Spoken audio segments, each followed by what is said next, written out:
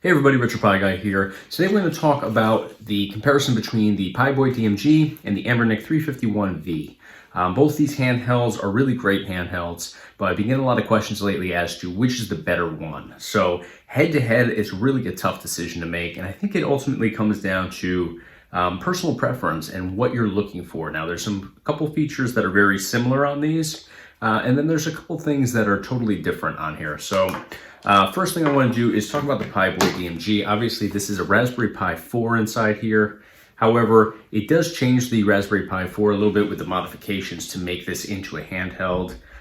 In terms of software, it's very different, has totally different requirements from your typical Raspberry Pi 4. So you're not going to be able to take a game collection card that you would typically have on just a regular home console sort of Raspberry Pi. You're not going to be able to use the exact same thing. You have to go with custom firmware specifically tailored for the PiBoy mod.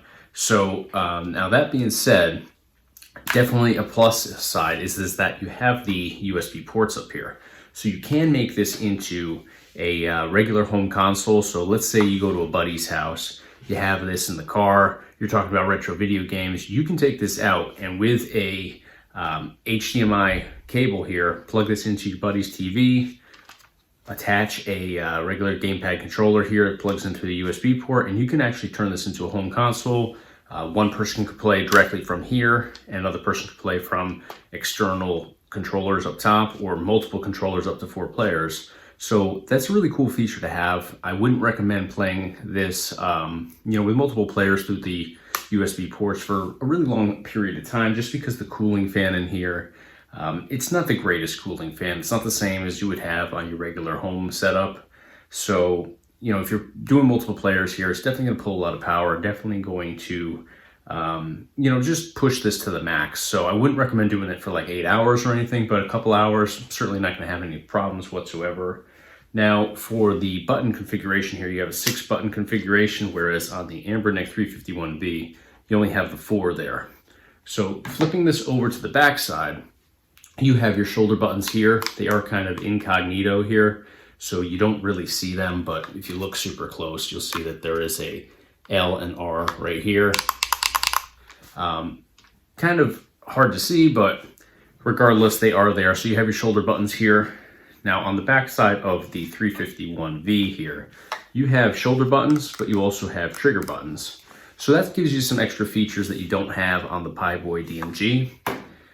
Now aside from that though, we have 4 buttons here, we have 6 buttons here, so you get a little bit more options here. However, it just evens out because you have the triggers in the back on this one. You don't have them on the PiBoy DMG. Other than that, side by side here in terms of the controls, D-pad, analog stick, D-pad, analog stick, start, select, you have that on both sides here, so not a whole lot of difference. This does have the capability to play along with other Anbernic Rg351Vs. I haven't done anything with the multiplayer function on here. I do know that it exists though. I have heard good things about it. Can't speak from personal experience, but that is a possibility, but you would need somebody else with the exact same model handheld in order to do that. So that's the only way you can get multiplayer functionality out of the 351V. However, again, with the PiBoy DMG here, you are able to do that through the USB ports and obviously connect this to a TV or monitor. With the Anbernic Rg351V, there is no output for HDMI, so you cannot connect this to a TV or anything like that. So I guess that's a downside, but again, that's only a downside if you're looking for something with that functionality and ability to do that. So beyond that, now they both have volume controls, obviously, both have good picture, pretty much the exact same size screens. However, I do find that the Anbernic Rg351V has a clearer picture. It's not a huge difference, but it is a little bit crisper in my opinion, so I do like that screen on there a little bit better. So now face to face here, they're pretty much the same size screen. This one's a little bit taller, but it's slight, like a 1/4 of an inch taller, if that. But if we go to the profile here, you can see that this is a chunky handheld. This one's much thinner.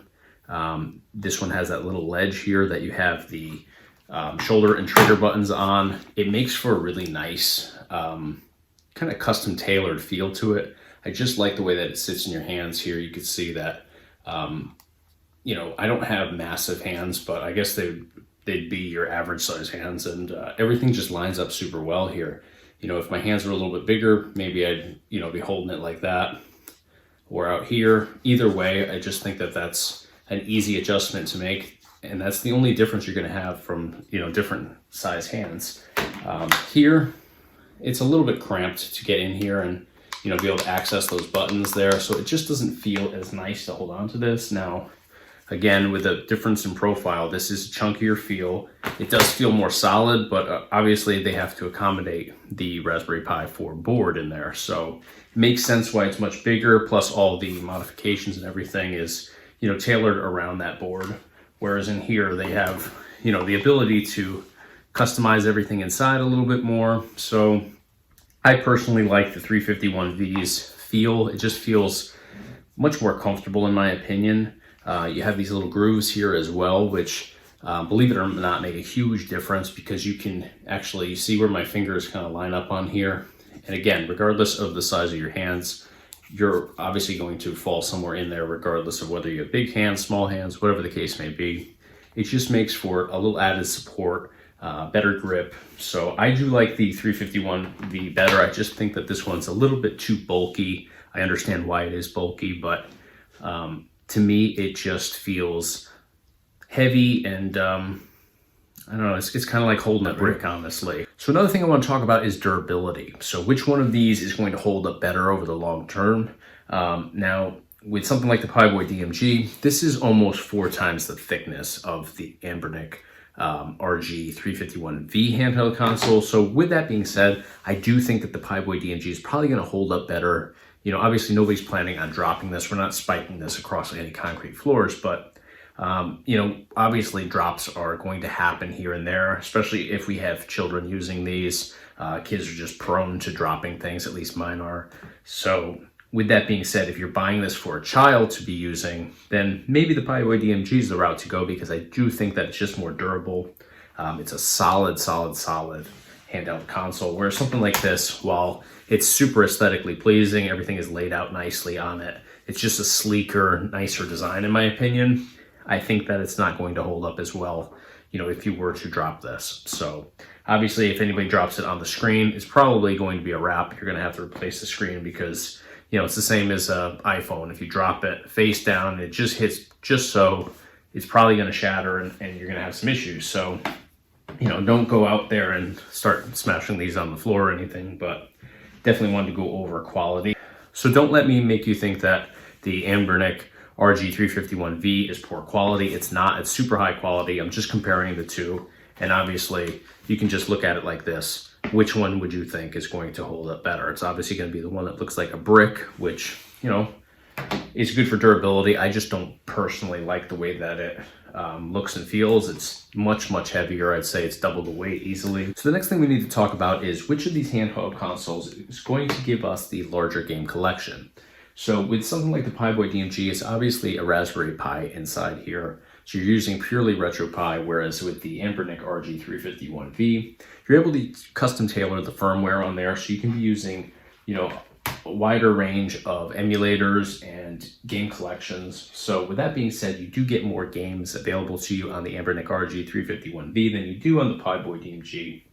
But the PiBoy DMG, in my opinion, does emulate a little bit more flawlessly than the Anbernic Rg351V. So I think what it really comes down to is, do you want a more limited game collection with games that work a little bit more flawlessly, or do you want a wider range of games with some that work well but not perfect? So for me, I personally like to have a broader collection, and that's more important to me than running it flawlessly. You know, I'm a realist. I understand that with handheld and portable consoles, they're just not going to emulate to the same level that a home console setup is going to. So with that being said, I like the Rg351V for emulating just because I get that larger collection, and I'm not going to you know, be upset if I have a little flicker or a little glitch here and there, as long as the game is playable to me. You know, I'm not going to be super picky about like a little flicker in the background, or if there's like the slightest little glitch here and there. It's just, you know, realistically, you're going to have that with a handheld console here and there. So with that being said, I just prefer the larger collection personally. Now, some people are super picky. They want everything to run 100%. If that is more in line with what you are looking for, then I would go with the PiBoy DMG, because everything does emulate super well on there. You know, you're not going to have little glitches here and there for the most part. Everything is going to run super well, but again, you have that much smaller collection. So that's pretty much the only difference here in terms of ROMs. Something like this, if you're going off of our game collection cards, we have about I think 37,000 plus games available on this. It does not mean that every single game, again, is going to run 100% flawlessly. Some of the N64 games are just too much for this to handle, so you will have some games in there that, you know, just don't play super, super well for that reason. With the PiBoy DMG, if you get our game collection card, you're looking at around 9,000 games. So it is significantly less, and that lines up with, you know, again, exactly what I just said. So it really just comes down to that experience of what you're looking to get out of these. And then obviously the multiplayer function is definitely a big difference that you want to take into consideration, if that's even something that you're going to consider. So next thing we want to talk about here, and last point that I want to mention, is price points. PiBoy DMG, you're looking at that like 150 plus price range. Now there are different packages available with Experimental Pi. You can get these pre-set up, or you can get the kit to set them up yourself. Obviously, there's going to be a big fluctuation there in prices versus getting this turnkey, you know, plug and play sort of setup versus having to fully go through the modifications yourself and fully install everything.